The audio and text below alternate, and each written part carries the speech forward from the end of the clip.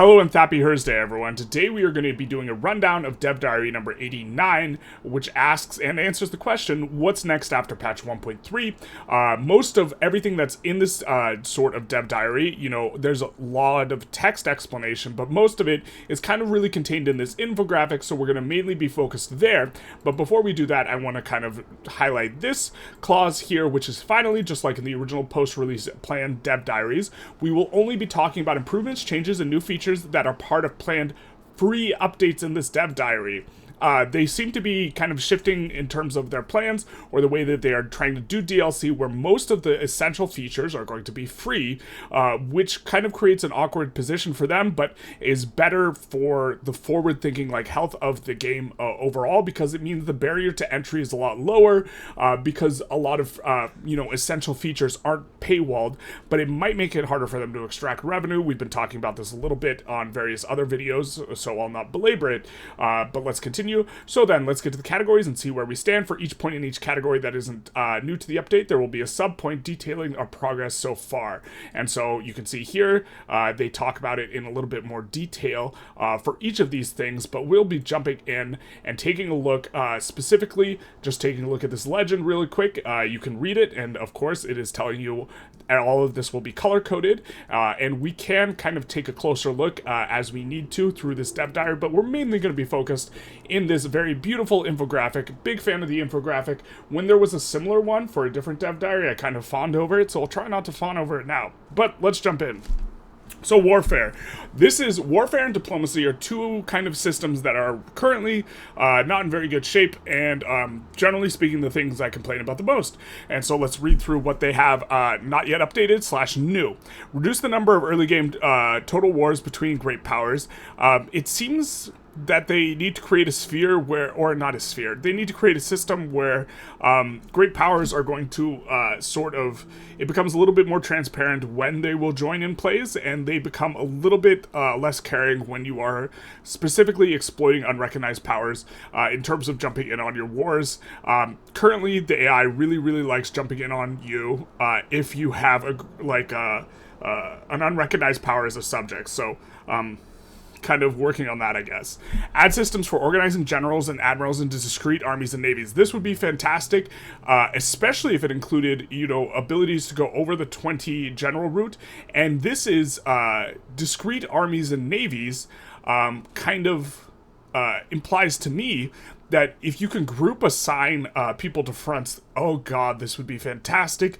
It would eliminate an enormous amount of clicking, and also, to some degree, if you can assign people to a theater, I know we're kind of it's starting to look like HoE4 at this point, but if you can assign generals to a theater and this type of thing, and then they will be semi-autonomous, they will, find this sort of stuff, that would be really, really, really nice. One of the selling points for how they are talking about, generally speaking, what they're trying to do with the military is that they want it to be autonomous, but currently it actually, if the war is important, it actually involves an enormous amount of micromanagement, and you're just reassigning to fronts, fronts are splitting, fronts are unassigning, fronts are reassigning, all these kinds of weird stuff. You have to reland, and it's just a level of micromanagement that is not kind of what is on sale for this largely economic game. Okay, add more options for strategic control over your generals. This would be fantastic, specifically being able to move them between, to protect against landings. Currently, you can't, if you have a general in, let's say, North Africa, and you want them to defend France, or say Occitania region in France, you can't assign them to move to that region so that they can defend it, and this would be really great, especially if you could do it to help protect allies, because currently, if you get declared war on one of your allies or one of your subjects, it can be very hard to defend them in certain circumstances, so this would be, a very big nice, as it were. Okay. Add more dogs outside. Add more on-map graphics for armies and navies, including soldiers. Yarp. Don't really care about this. Big borks. Visualize, and then now we have updated but not complete. Visualize overview of military situation and expose more data. It has gotten a little bit better in terms of being able to tell what's going on, especially with battles, this sort of stuff. I think that battles are still going on too long. but it's also been hugely improved. Specifically, like when there's like 30k versus the last 500, it should just like be a roll. Okay. Increase visibility of navies and make admirals easier to work with, and also make the navies feel good. Currently, navies don't feel very good. Also, just the entire system, like, it's not very... The convoy system is not very transparent. Convoy rating and how that's working is not very transparent. And finally, the loudest dog outside ever is super borking, so I'm going to pause. Okay, continuing on with the Navy things, is that currently the way the metagame is with the navies is navies are like simultaneously not very important and extraordinarily important. And what I mean by that is right now this is like naval landings are extraordinarily important mechanic, but at the same time you actually don't need a big navy to do it, because you can just double and triple land, and the first landing that goes in gets tied up with their navy, the second ties up their army, and then the third one just gets in for free and no one blocks them, because the game does not allow for a reassignment of a reallocation of both navy and soldiers to defend against landings in a dynamic way that allows to unassign from a battle that is ongoing, whether it be a naval battle or a land battle. And so you can land, five battalion stacks, let's say, on Great Britain when they're defending with an 80 stack navy and a 200 stack army, and you will get in on Great Britain because your first navy will tie up their navy even though it's only 5 boats. Your second landing will tie up a percentage of their army, likely about half, depending on the infrastructure. And then your third will tie up the remaining army, and then your fourth and fifth will just get in for free. And so somehow 25 battalions and 25 ships have managed to land 80 ships and 200 battalions, which shouldn't be how the game works. And so hopefully this is part of the warfare change, but this is not explicitly kind of mentioned here. But okay, making it so that building more navy the players are more rewarded for having large navies. Okay. Find solutions for when theaters split into multiple fronts. You're telling me. If you ever try and do a land war in India versus all of the British or all of the Raj's subjects or all of the, not the Raj, the East India Company subjects, it's a nightmare. Experiment with controlled front splitting for longer fronts. They've decided that they have reconsidered that, and apparently that is no longer something they want to do. Sometimes you get like uber long fronts where you're like, why is there only one battle here? I think that making it 2 battles doesn't fundamentally solve the problem, I don't think. I think that they might need to overhaul the entire system, and so maybe that's what this reconsidered is about. Add field promotion to prevent armies from going home after generals die in war. They implemented this in 1.3, and it is fantastic. It was hugely annoying when a general would die and just like brick your war, and you were just like, well, I guess I lose now. So that is kind of that as far as that goes, and it is all in here in kind of the explanation. So let's just kind of take a quick look and see if there's anything that in particular looks especially new. Improving the ability of players to look at their military. They want to be able to see more clearly. I skimmed through this like section, and it didn't seem like there was anything too crazy substantive, and that they can kind of tell exactly. We want to improve the sense of exactly where your navy is and what exactly it is doing. This part's fantastic because when it's raiding convoys or protecting against raiding, it doesn't really feel that you don't feel like you have a good sense of like it's just some abstraction in the like sky somewhere, and so this sort of stuff. And so okay, auto closing small pockets and improving battle province selection, this sort of thing. They wanted to add new systems, and this is just they're just saying what they want and reconsidered. Let's see why they reconsidered this. After some internal design consideration, we've decided that it's not the best approach going forward. Instead, we will aim to solve issues with long fronts by supporting battles and improving the strategic options you have to direct your generals. Okay, so they'll just give you more control over where you advance specifically, as well as also make battles like shorter or something like this, or do something to make it so that when you pile up 500 versus 500 on a front that's enormously long, you get some things going on. Okay. Historical immersion time. I'm immersed. I'm in history. I'm in a place and a time. Okay. They improve, and add to the base game journal entries and events to ensure that they feel meaningful and impactful. This is probably in response to a huge amount of backlash in 1.3, where people said that the like journals are like vapid, and I kind of agree with them, but that's a bit to unpack, and I've made a video on what I think of 1.3. Generally have a slightly negative opinion and think that people are just like way too negative in general. But okay. Add more country, state, and region-specific content to enhance historical flavors of countries. They're updated and not complete. Tweak AI to make it behave in a more believable and immersive way. Sure.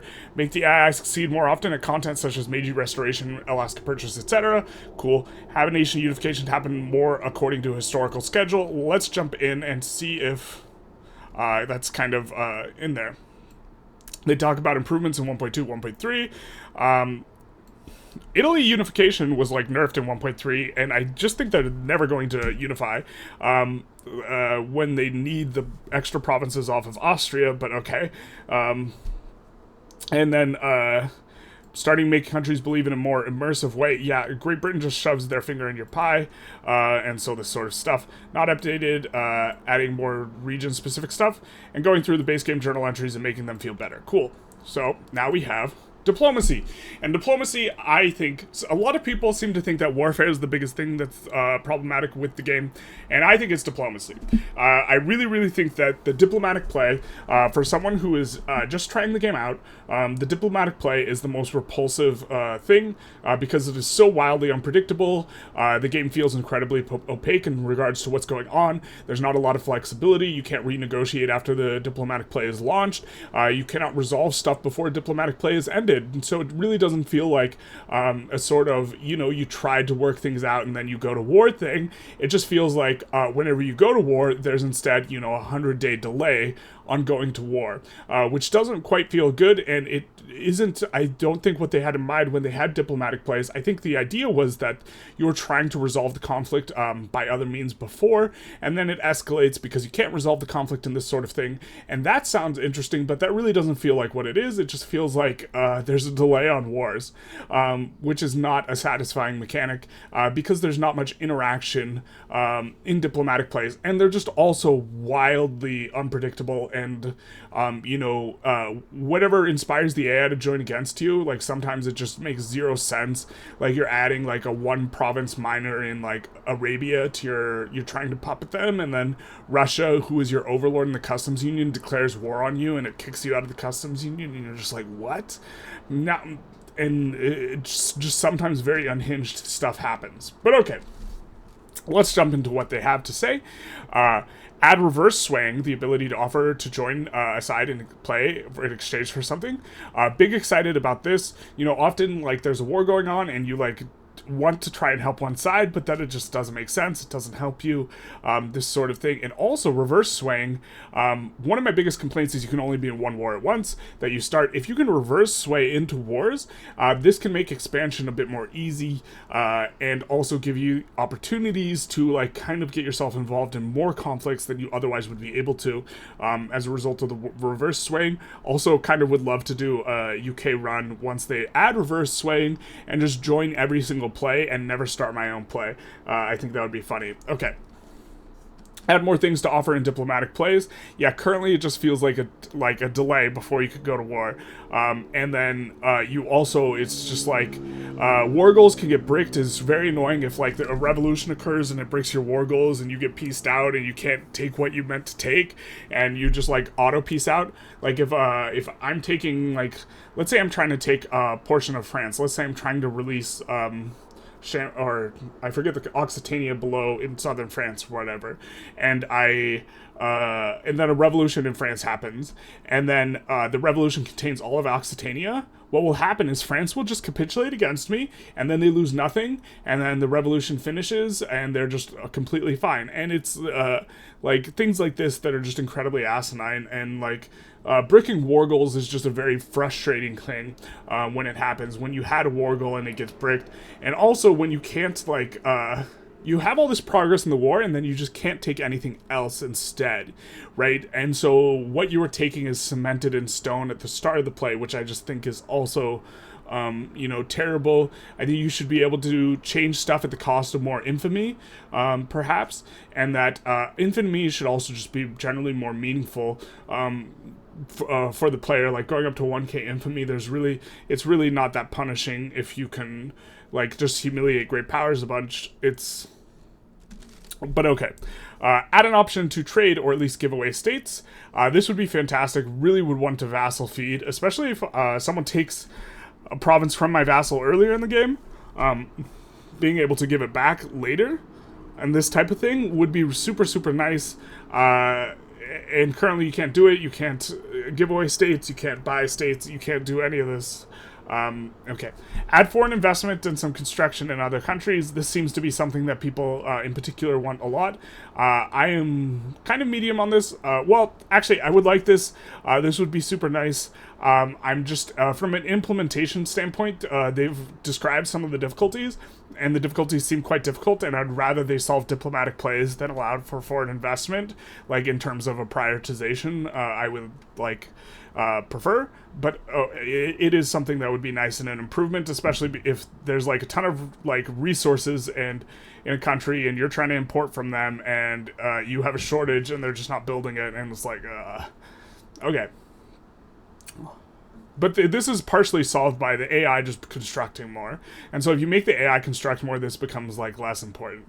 But I suppose owning all the AI's buildings would also be big nice, especially because you know the price of all resource industries are going to go way, way up and just be really, really, really high. And so this could create a bit of a system where you trade off money earlier for the knowledge that you know that iron mine is going to be super profitable in the late game. Okay, improve and expand on interactions with and from subjects. This is fantastic, but it's not super specific.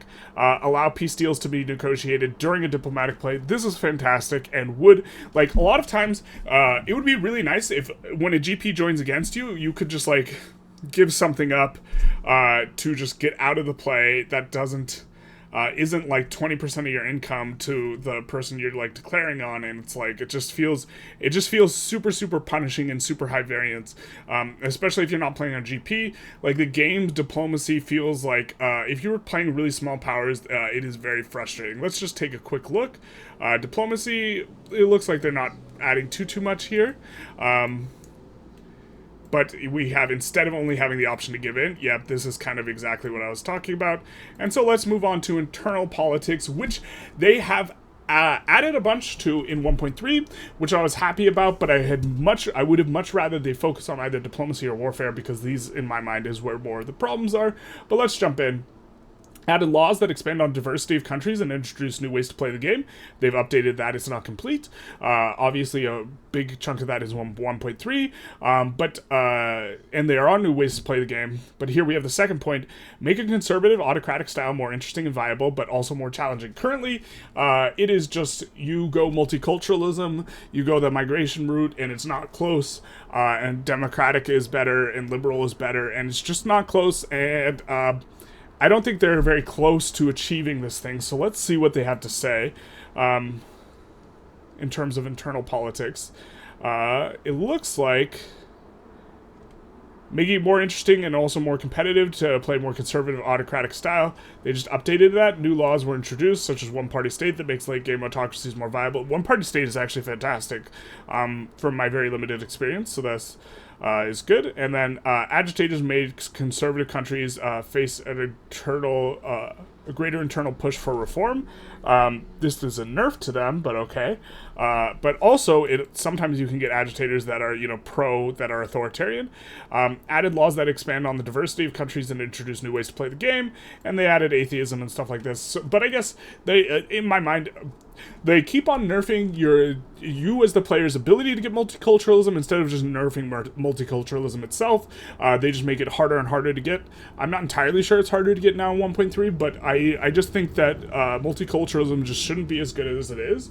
And this is coming from a perspective where I'm like IRL pro multiculturalism, but there's like definitely like negative effects.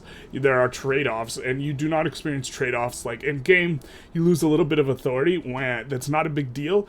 And I would rather, they either scaffold like cultural acceptance onto like a cultural thing, not an internal laws thing, like an explicit laws thing, like it being a law instead of cultural, like sort of feeling of your country is like, it should be a cultural thing.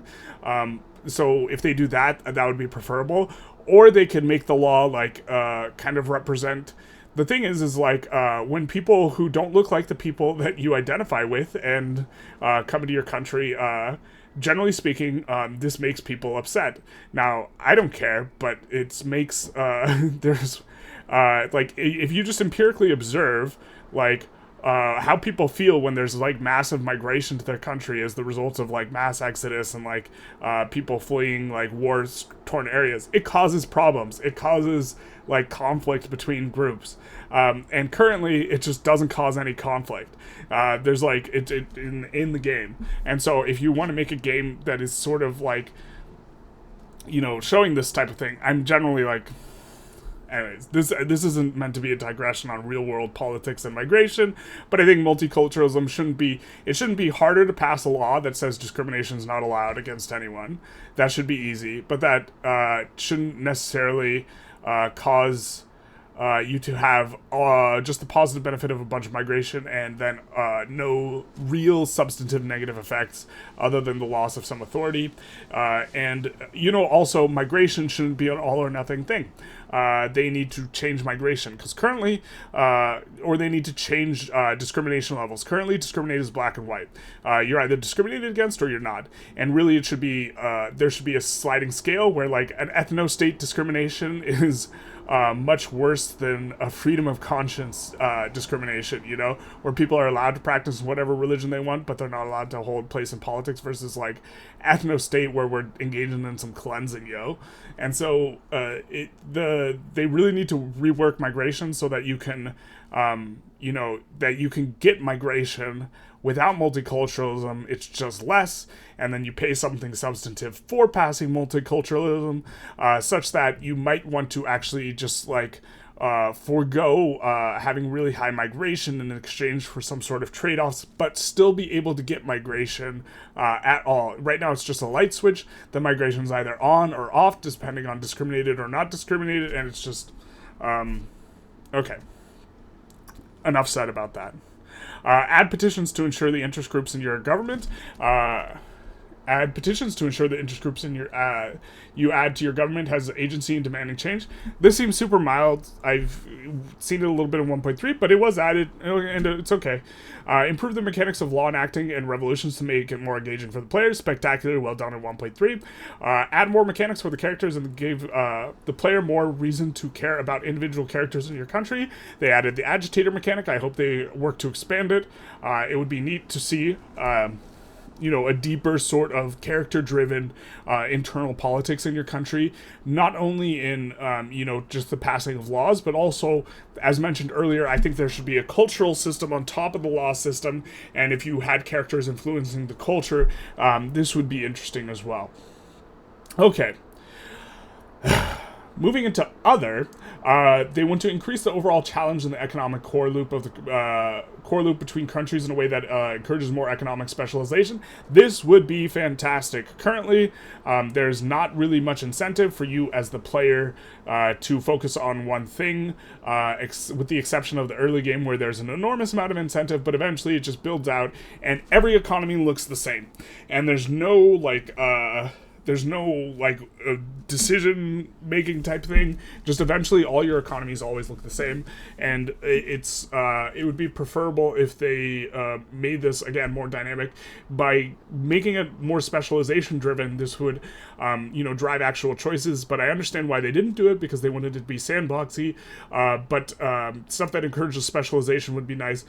Just kind of a point on building tall. Currently in the game, there's really not much reward for building tall, because the economies of scale throughput bonus caps at 50. And what you do currently is you just build buildings up to level 51, sorry. And then it makes more sense for you to not add on to that 51 you already have, but instead bring other buildings that are not yet 51 up to 51. And so, you know, the economies of scale throughput bonus, as a matter of play pattern, does not actually encourage you to build tall. It encourages you to build wide, because it is more efficient, without unpacking like the math in a really detailed way. It is more efficient for you as the player to, you know, build a level 17 up to a level 51 than it is to build a level 51 up to an 85. And so what this does is it causes you build up to a 51 threshold, and then you build wide, and you build up to a 51 threshold in as many places as possible, taking considerations for the amount of labor you have in places, which is fine, but it's this system where there's not a sort of strategy or play style differentiation between wide and tall, which is generally what people in strategy games like, and I think they would like it in Victoria 3, even if it's not necessarily like reflective of a how should I say, of like real world like type of consideration. Also getting like some sort of bonus for like building steel in a place that has the natural resources might be okay, but like this has been discussed like everywhere. But the point is like building tall doesn't do anything. Deal with the fiddly nature of the trade system in large economies, possibly by autonomous trade. This is nice. This is huge. Big happy about this. I would really love it if you could just set in a bunch of rules that you have for trade, and then these rules would auto-execute the trade.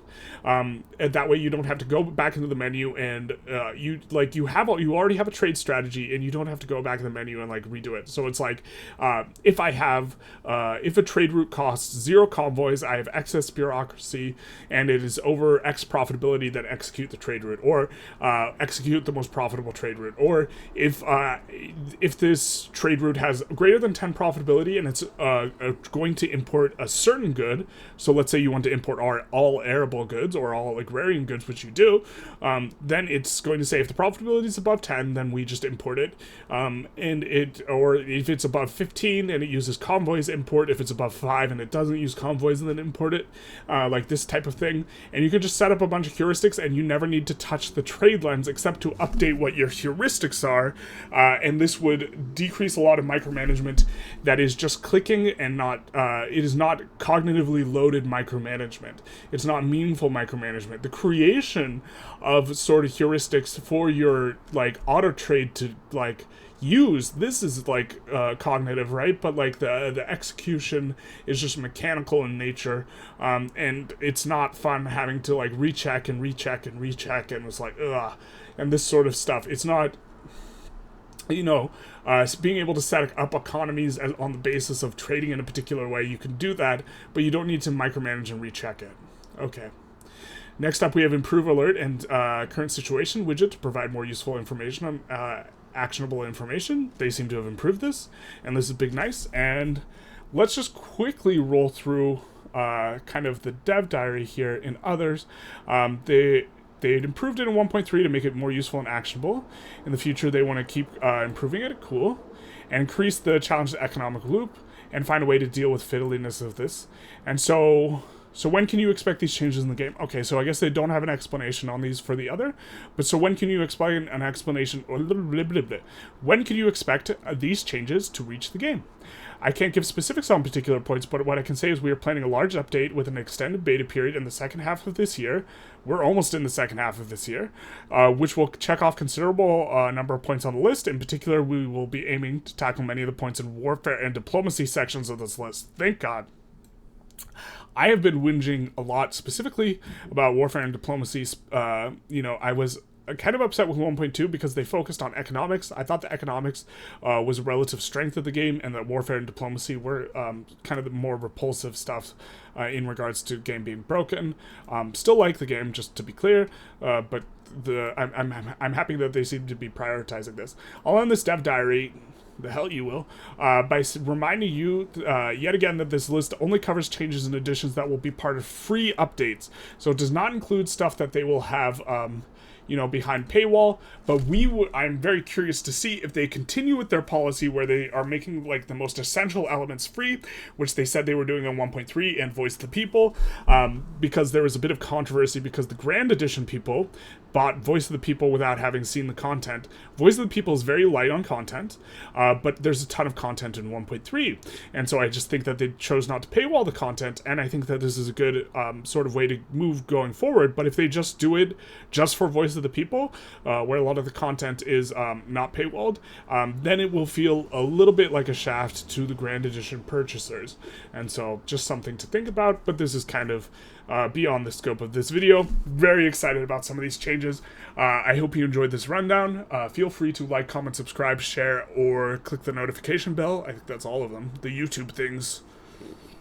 Except rewatch. But no one ever asks anyone to rewatch. Yeah.